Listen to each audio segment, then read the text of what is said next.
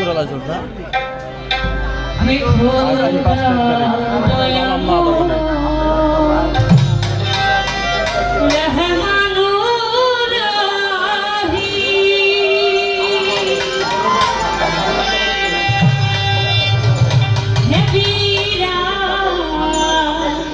হে মহান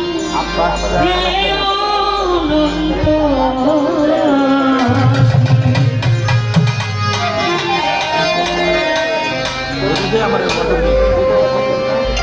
আসলে আমার বাবা জানের অর্থাৎ আমার মা দয়া